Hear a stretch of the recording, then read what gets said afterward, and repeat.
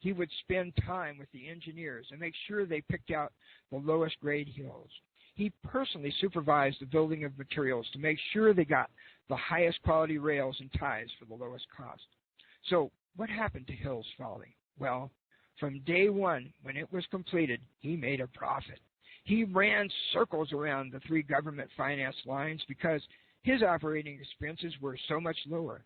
In addition, his freight took a lot less time to reach the West Coast. From day one, Hill made money.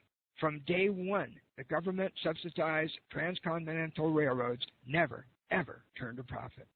One man was running circles around the almighty U.S. government. Of course, the incompetence and greed of career politicians could never bring values to the people, but one market entrepreneur could raise the standard of living of a nation. This one market entrepreneur's advantages kept building momentum, and with a great irony left Congress's follies in the dust. Hill built up the whole industry of the Northwest. He built feeder lines.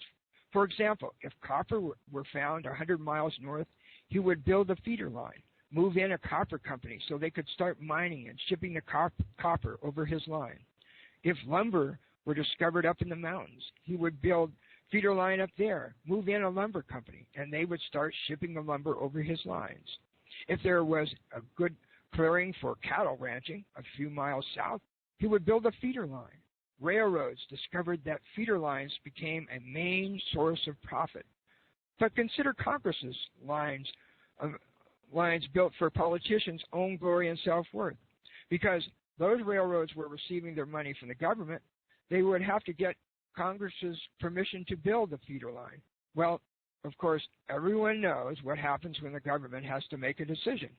A simple black and white decision to build a profitable feeder line that should be made overnight would be tied up for months, even for years.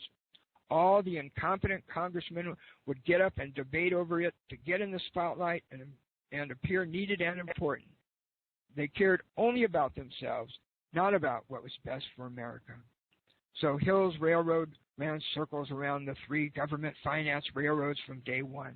In addition, Hill brought civilization and industry to the Northwest, mining in Montana, lumber along the north, apple farmers in Washington, wheat farmers on the plains. He built up the whole region along his railroad line.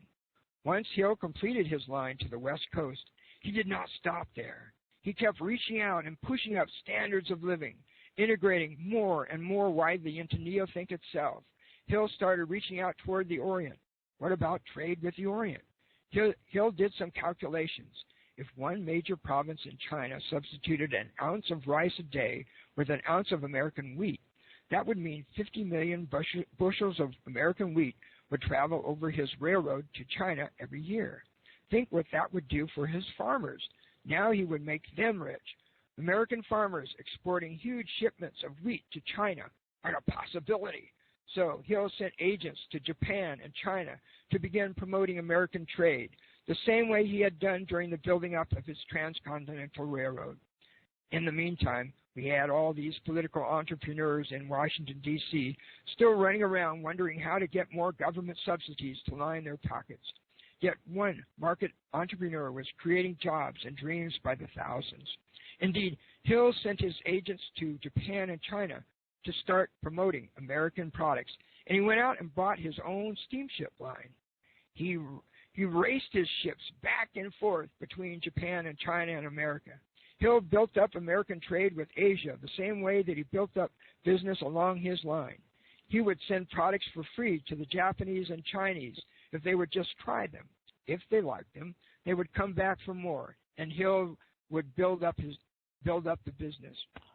Every day, Hill filled his ships with American grain from the plains, with copper from Montana, lumber from Washington, cotton from the South, textiles from New England, rails from Pittsburgh, apples from Washington. He would send them all free to the Far East. The Asians would try these American goods, and if they liked them, then they would come back for more. In fact, Hill went to Japan and met with Japanese businessmen and proposed that he would buy southern cotton, pay for it himself, ship it to the Japanese for free, and give it to them for free. Hill would buy the southern cotton out of his own money if the Japanese would just try his cotton in place of the cotton they normally got from India. Well, the Japanese took him up on his offer. They liked it, and soon Hill's boxcars were full of cotton, traveling from the south to the north to the Pacific coast and then on to a steamship to Japan. Hill used this strategy to build up all kinds of business. In 1900, Japan started a railroad building boom. Hill recognized the potential of railroads throughout Asia. At that time, the world's suppliers of rail were England and Belgium, but there were a few American rail makers in Pittsburgh. So Hill went to Japan. He purposely underbid the English and the Belgians, paid the difference out of his own pocket just to get the Japanese to try rails made in Pittsburgh. His strategy worked.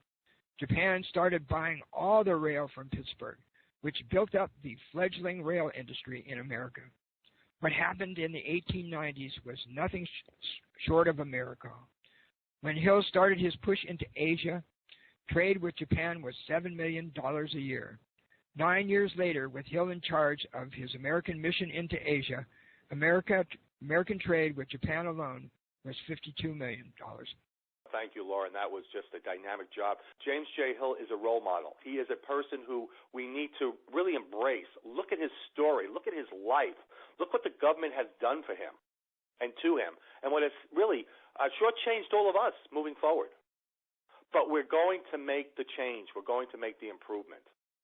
And I just see us all moving into that level and having role models like James J. Hill and others, and understanding what the prime law is about and how we're going to take the prime law and make that our foundation, our fundamentals, making people prosper and live happily.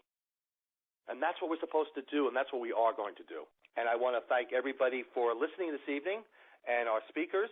And as you know, we always like to close out with our fundamental process, which is the prime law. And I'm going to ask Loren if you'd like to send us off with the prime law. Love to, Steve. Thank you. The prime law is the fundamental of protection. Preamble. The purpose of human life is to prosper and live happily. The function of government is to provide the conditions that let individuals fulfill that purpose. The prime law guarantees those conditions by forbidding the use of initiatory force, fraud, or coercion by any person or group against any individual, property, or contract. The prime law, Article 1. No person, group of persons, or government shall initiate force, threat of force, or fraud against any individual's self, property, or contract. Article 2. Force is morally and legally justified only for protection from those who violate Article 1. Article 3. No exceptions shall exist for Articles 1 and 2. Remember, get to know who you are. Believe in yourself. Empower yourself. You have every right to prosper and live happily. This is Steve Fagan. We will speak with you next week. NTR. Neothink Radio Network. Visit neothinkradio.com.